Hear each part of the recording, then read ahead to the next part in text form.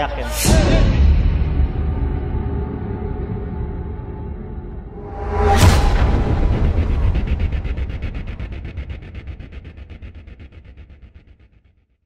Jangan lupa subscribe. Kalau kalian lupa subscribe, Pipi Slim ketelan kuat kalian hadir. Bye-bye.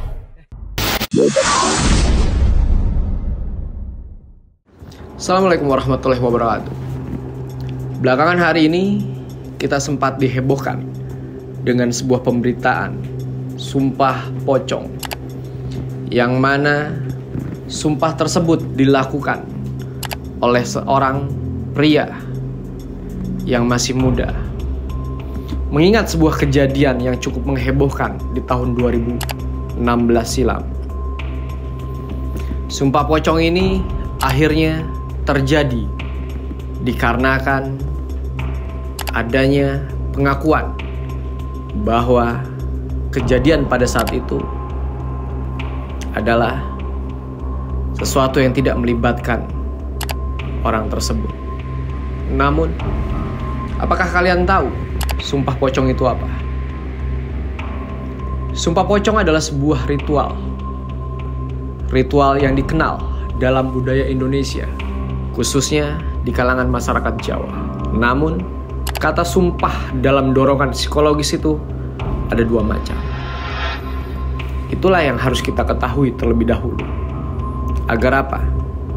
Agar kita paham mekanisme dan bagaimana seseorang melakukan sumpah pocong tersebut, yaitu sumpah suppletoire dan sumpah decisor. Sumpah suppletoire atau sumpah tambahan dilakukan apabila sudah ada bukti permulaan tetapi belum bisa meyakinkan kebenaran faktanya. Karenanya perlu ditambah dengan yang namanya sumpah. Dalam keadaan tanpa bukti, hakim akan memberikan sumpah decisor atau sumpah pemutus yang sifatnya tuntas menyelesaikan segala perkara. Dengan menggunakan alat sumpah decisor, putusan hakim akan semata-mata tergantung kepada bunyi sumpah dan keberanian mengucap sumpah itu sendiri. Tujuannya untuk apa? Agar memperoleh kebenaran yang hakiki. Karena keputusan berdasarkan semata-mata pada bunyi sumpah itu, maka sumpah itu dikaitkan dengan sumpah pocong.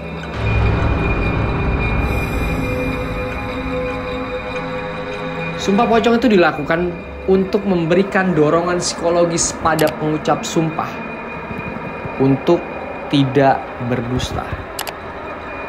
Ritual ini memiliki ciri khas yang unik dan cukup menyeramkan, yaitu melibatkan seseorang lalu dibungkus dengan kain kafan seperti jenazah dan diminta untuk bersumpah untuk menyatakan kebenarannya atau membuktikan ketidakbersalahannya. Meskipun populer di kalangan masyarakat sebagai metode penyelesaian perselisihan atas pembuktian kebenaran, sumpah pocong menimbulkan banyak perdebatan, terutama mengenai keabsahan dalam pandangan Islam itu sendiri dan dampak terhadap kehidupan sosial. Sumpah ini terkadang dilakukan ketika ada perselisihan atas tuduhan yang sulit dibuktikan dengan cara biasa, seperti bukti fisik atau saksi yang memadai. Biasanya, orang yang disumpah akan dibalut kain kafan, dibaringkan seperti jenazah, dan diminta untuk bersumpah di hadapan saksi bahwa ia berkata jujur. Prosesi sumpah atau yang dikenal dengan prosesi sumpah pocong sering kali dilakukan di masjid atau di tempat suci atau ibadah lainnya dengan tujuan untuk menambah kesakralan dari sumpah tersebut. Dalam beberapa kasus, sumpah pocong ini dianggap sebagai upaya terakhir untuk menyelesaikan masalah yang telah lama berlarut-larut dan tidak menemukan jalan keluar yang memuaskan bagi semua pihak. Makanya diadakanlah sumpah pocong itu. Dengan demikian, sumpah pocong tidak hanya menjadi alat pembuktian kebenaran, tetapi juga sebagai sarana untuk mengakhiri konflik dan menciptakan kembali keharmonisan dalam berhubungan masyarakat pada umumnya. Sumpah ini jarang dipraktekkan dengan tata cara yang berbeda. Misalnya, pelaku sumpah tidak dipocongi, tetapi hanya dikerudungi kain kafan dengan posisi duduk. Di dalam hukum Islam, sebenarnya tidak ada sumpah dengan menggunakan kain kafan seperti itu. Sumpah ini merupakan tradisi lokal yang masih sangat kental, menerapkan norma-norma adat istiadat, dan sumpah pocong ini dilakukan untuk memberikan suatu tuduhan, artinya untuk membuktikan suatu tuduhan atau kasus yang sedikit atau bahkan tidak memiliki bukti sama sekali. Konsekuensinya apa? Konsekuensinya apabila keterangan atau janjinya tidak benar, yang bersumpah diyakini mendapat hukuman atau laknat dari Allah Subhanahu wa taala. Nah, sejarah awal sumpah pocong dapat ditelusuri kembali ke tradisi lisan dan kepercayaan masyarakat Jawa.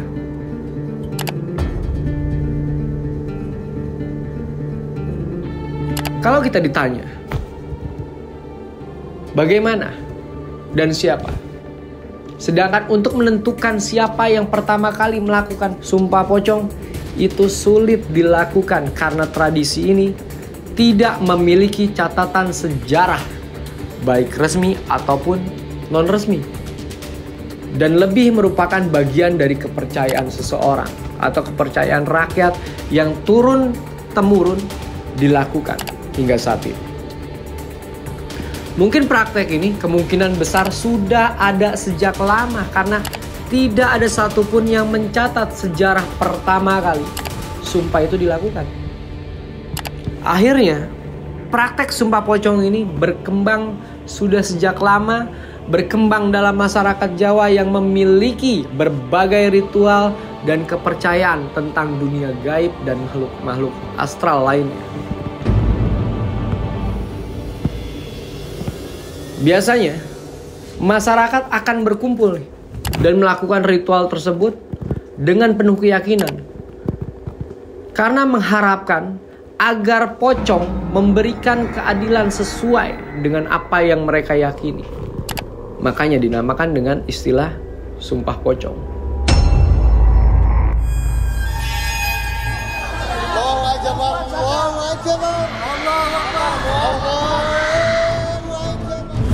Dalam berkembangnya sumpah pocong, kini lebih sering dianggap sebagai bagian dari tradisi dan cerita rakyat yang mengandung unsur mistis di dalamnya. Walaupun tidak lagi banyak dilakukan dalam konteks hukum atau sosial, tradisi ini tetap menjadi bagian dari budaya dan kepercayaan masyarakat Indonesia, khususnya wilayah Jawa. Sumpah pocong adalah sebuah manifestasi dari kepercayaan masyarakat Indonesia terhadap dunia gaib, makhluk astral, khususnya sosok yang disebut dengan sumpah pocong.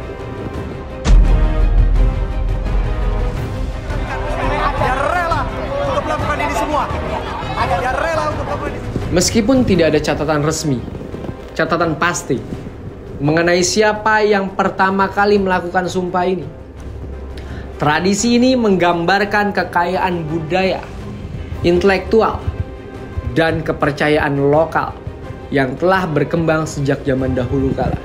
Meskipun praktek ini tidak lagi umum dilakukan dalam konteks hukum atau sosial, sumpah pocong ini tetap menjadi bagian penting dari warisan budaya Indonesia yang mencerminkan hubungan masyarakat dengan dunia mistis.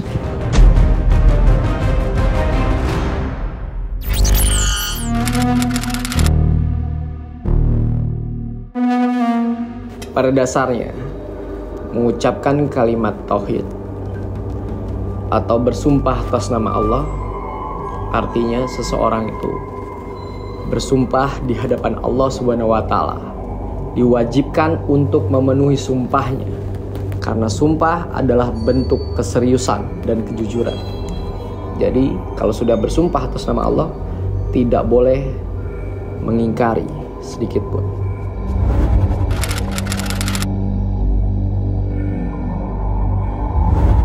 Mubahalah hampir sama dengan sumpah.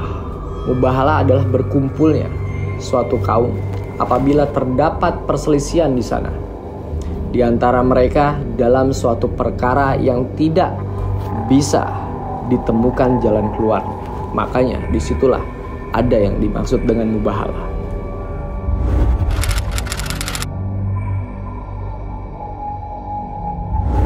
Kalau dalam Islam, sumpah pocong itu tidak ada sama sekali.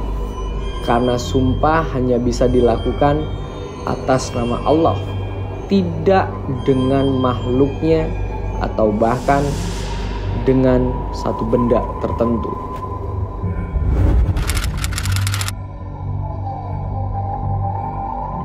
Sumpah pocong menjadi salah satu ritual yang dilakukan oleh sejumlah masyarakat di sejumlah daerah di Indonesia. Nah, ritual ini biasanya dilakukan sebagai upaya untuk membuktikan seseorang bersalah atau tidak dalam suatu persoalan.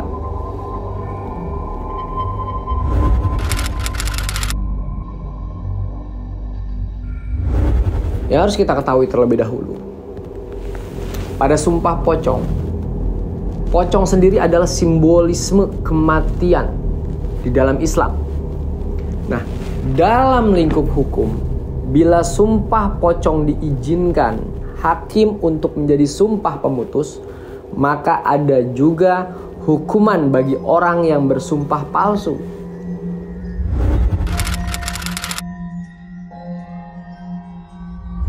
Pada sumpah pocong, para pelaku sumpah itu tidur dengan menggunakan kain kafan seperti layaknya jenazah. Lalu kemudian mereka mendapatkan bimbingan rohaniah lewat kiai ataupun alim ulama dengan mengucapkan lafaz sumpah yang disertai dengan doa saling melaknat bagi mereka yang berdusta tanpa melibatkan keluarga masing-masing, biasanya seperti itu.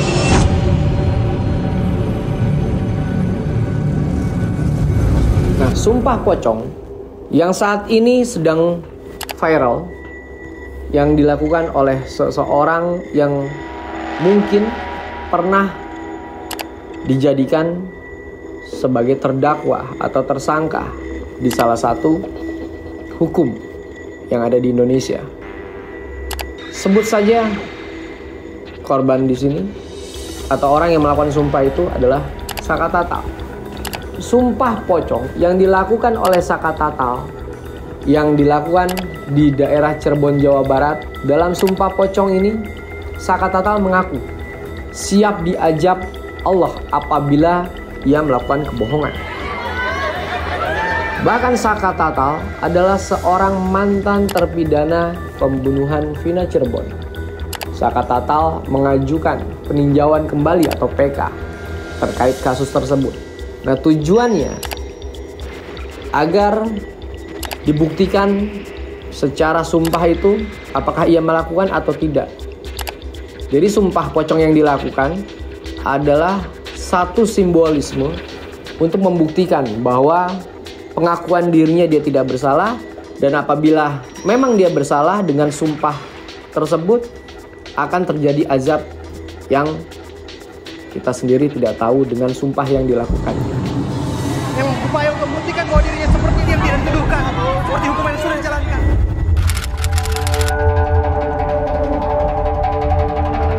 Di dalam dunia hukum, sumpah pocong itu tidak dikenal dalam sistem hukum yang ada di Indonesia. Sedangkan arti sumpah dalam hukum perdata, sumpah pocong adalah salah satu tradisi masyarakat untuk memutus satu perkara. Karena masyarakat meyakini sumpah pocong membawa dampak yang langsung terhadap para pihak yang mengucapkannya.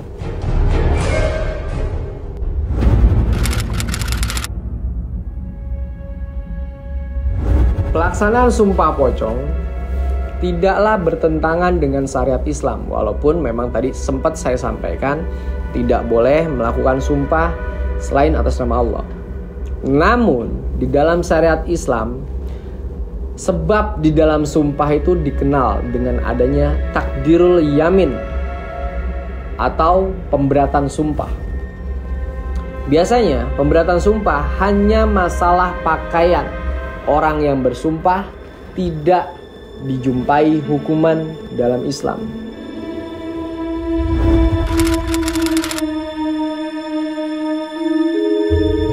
Tadi sempat saya sampaikan di awal, ada beberapa sumpah yang tidak diperbolehkan. Adalah sumpah dengan sifat-sifatnya, baik sesuatu yang dipakai sumpah itu. Karena sesuatu yang diagungkan, seperti contoh misalkan kita sumpah terhadap benda, terhadap nama seseorang, atau bahkan bersumpah dengan Nabi Muhammad sekalipun, tidak dibenarkan dan tidak diperbenarkan. Jadi seperti itu. Mungkin sumpah yang terjadi di Indonesia adalah sebuah simbolik terhadap rangkaian sebuah kasus atau perkara yang bisa dilakukan oleh seseorang untuk menunjukkan bahwa sumpahnya itu adalah pembelaan diri atau juga sebuah pengakuan yang memang tidak melibatkan dirinya dalam melakukan hal yang dianggap fitnahan atau perkara. Sebuah sumpah akan terlontar terhadap diri seseorang apabila ia merasa terintimidasi, terancam, bahkan untuk menunjukkan bahwa memang dirinya terkena fitnah atau tidak bersalah. Tetap saksikan Ki Pranalewi Channel hanya di Ki Pranalewi. Kalau kalian pecinta misteri, tunjukkan eksistensi kalian. Hadir. Assalamualaikum warahmatullahi wabarakatuh.